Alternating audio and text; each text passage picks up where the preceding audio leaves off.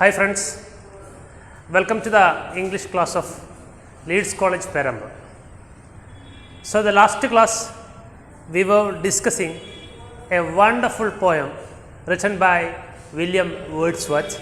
The poem is entitled as The Lines Written in Early Spring. Okay, we have taken or we have gone through around two stanzas, right? See, I have told something about this poem. See, this poem is written in the form of ballad. Ballad is a kind of ballad or ballad.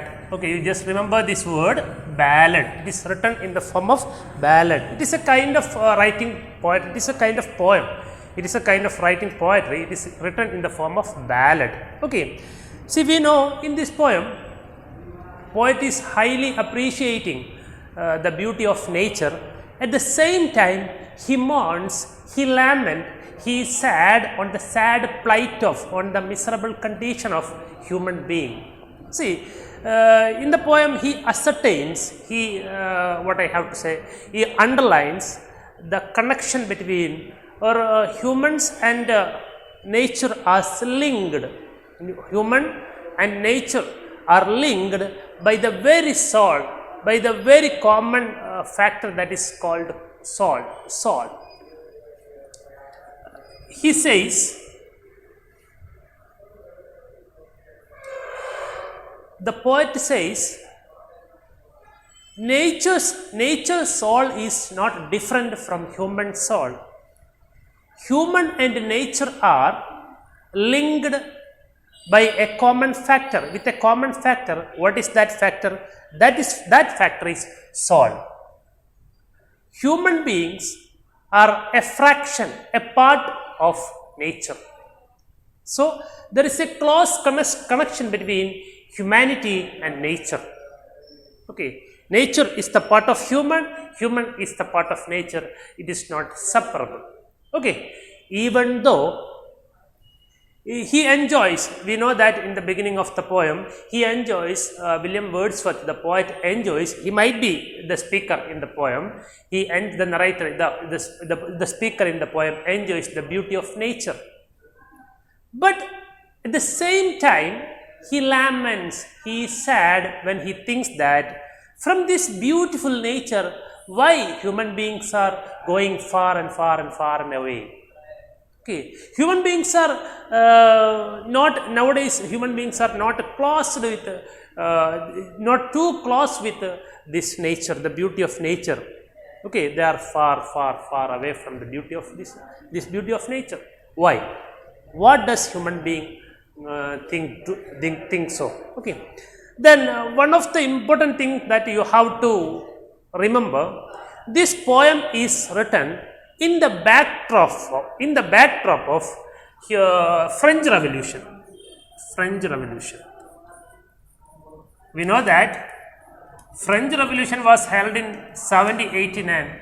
1789 അല്ലേ എന്ത് നടന്നത് ഈ French അല്ലേ നിങ്ങൾ പഠിക്കുന്നുണ്ടാവും അല്ലേ ഫ്രാൻസിലെ വിപ്ലവം നടന്നത്.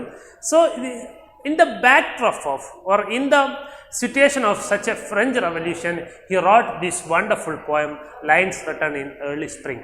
Okay, so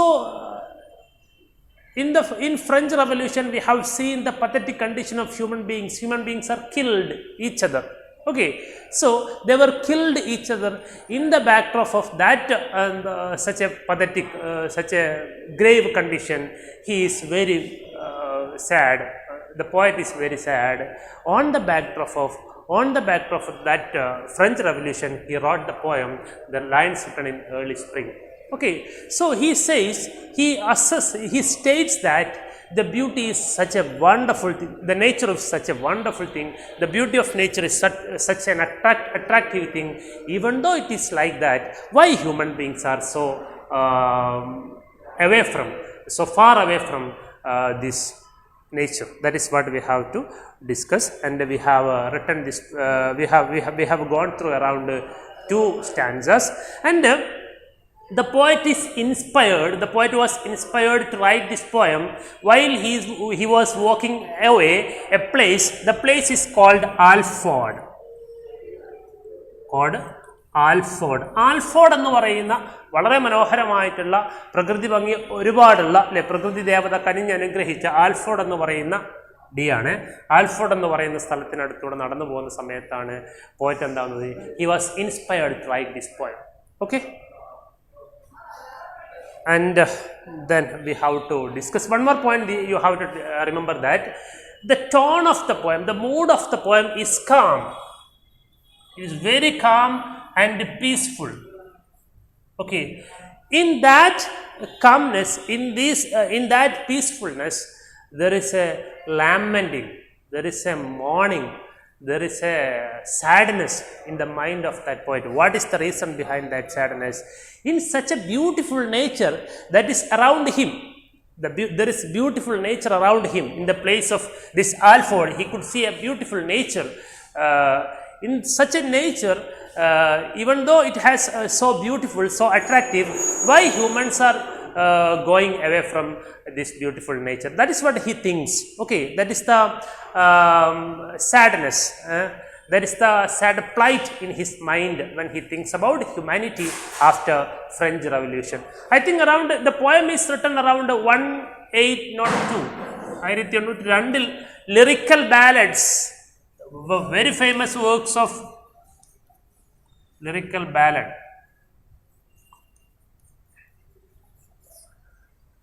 The very famous work of William Wordsworth, and he wrote this work in collaboration with one of his close friend. His name is Lord Coleridge, S.T. Coleridge. Okay, Samuel Taylor Coleridge. Okay, he wrote this poem in collaboration with S.T. Coleridge. Okay, so in that, it is a book, lyrical ballad is a book. In that collection or in that book, we can see the poem Lines Written in Early Spring. Okay, so it is written in 802.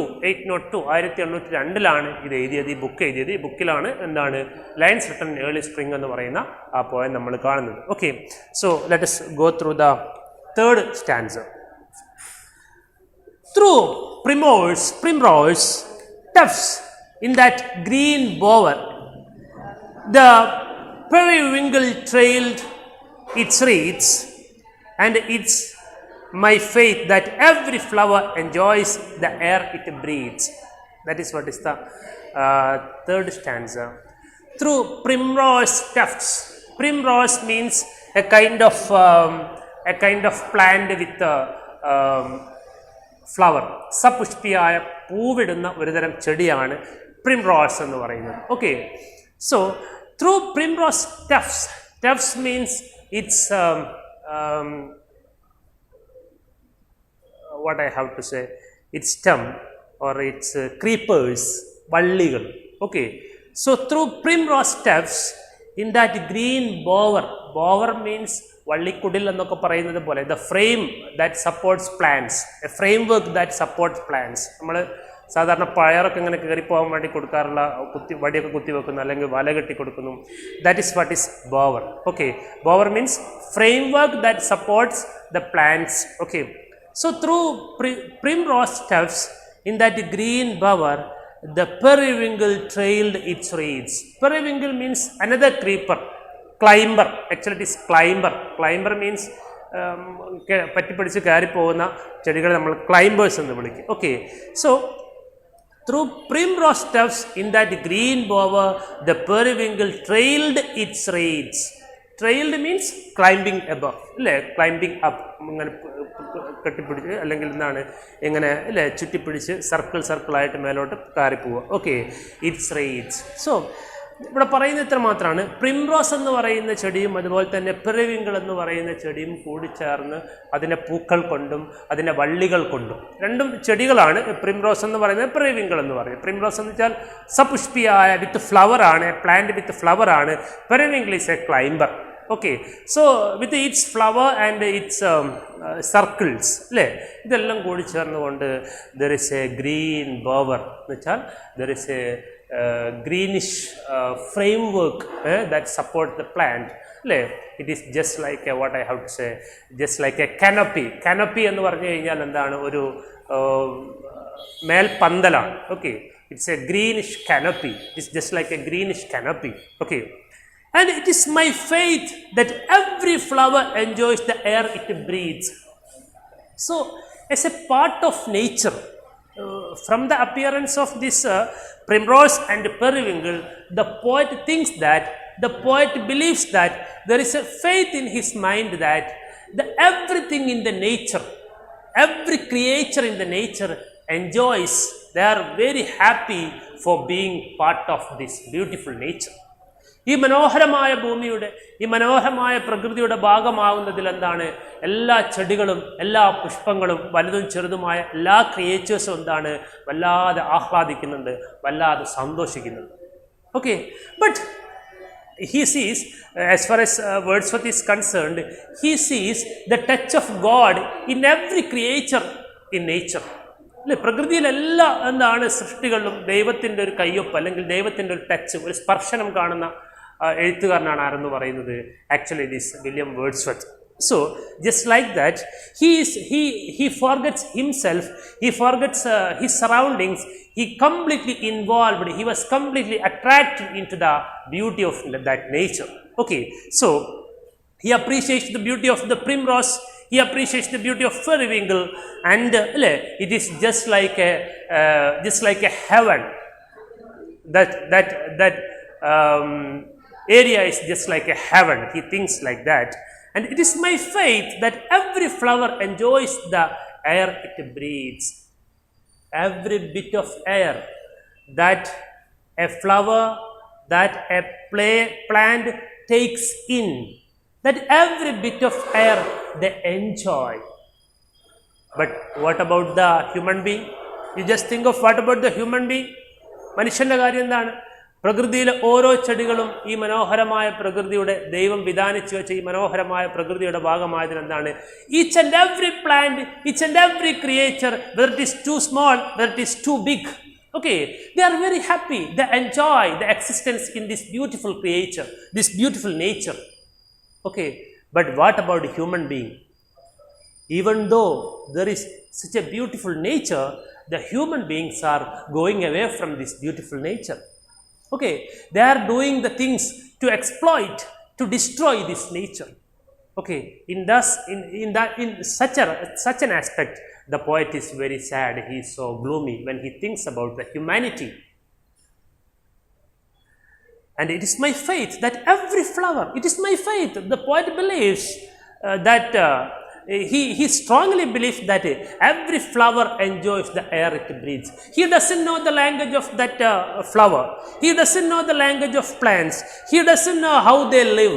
He doesn't know what is the life circle of that plants and that flowers. Even though he can understand one thing, they are very happy, they are extremely happy, they are on cloud nine for being the part of this nature. But humans are not like that. Even though the soul of humanity, the soul of nature are same, they are separating. That soul, similar soul, that similar characteristic of nature and humanity are being separated. Nowadays, human beings are trying to exploit, trying to destroy the nature, the beauty of nature. Okay. Have a look at the fourth stanza. The birds around me hopped and played, their thoughts I cannot measure, but the least motion which they made, it seemed a thrill of pleasure. The birds around me hopped and played while he was sitting there, while he was sitting in Alford, nearby the place Alford. He is completely involved. He forgets himself while he was enjoying the beauty of nature. He could see many birds, that is hopped. Hopped means hopped and playing, hopped. Jumped and moving here and there, ചാടി കളിക്കുന്ന അല്ലേ, അല്ലെങ്കിൽ അവിടെ തത്തി കളിക്കുന്ന എന്താണ് കുറച്ച് പക്ഷികളെ ആര് കാണാണ്, നമ്മുടെ poet കാണാണ്. The birds around me hopped and played, their thoughts I cannot measure. I don't know what they think, what that birds think. I don't know their language, But I am sure about one thing. I am confident of one thing. What is that? But the least motion which they made, it seemed a thrill of pleasure. Every movement, every motion they made, that the children made, that is out of extreme pleasure. They are very happy for being part of this beautiful nature. So, they are very happy. That is why they express their happiness by playing, by hopping here and there. Okay. So, the birds around me hopped and played. Their thoughts I cannot measure. Even though he doesn't know the language of the birds, he can understand, the poet can understand the happiness that they feel, that they share each other. Okay, that we can understand from the fourth stanza. So, in the third and the fourth stanza, we can see the beauty of nature around where the place where the poet is sitting, and at the same time he concerns or the poem shows the concerns about of human being that the poet shares. Okay, so that I hope it is clear. Now, one more thing that you have to notice in the poem is its rhyming scheme. Rhyming scheme is AB. What? AB. Okay. So, have a look at the first stanza. I heard 1,000 blooded nods while in a grove I sat reclined. In that sweet mood when pleasant thoughts. So, you just underline the rhyming words, nods and thoughts. A. Then reclined and mind. Okay, BB. Just like that, the following stanza have the same characteristics. To hear fair works did nature ling, the human soul that through me ran.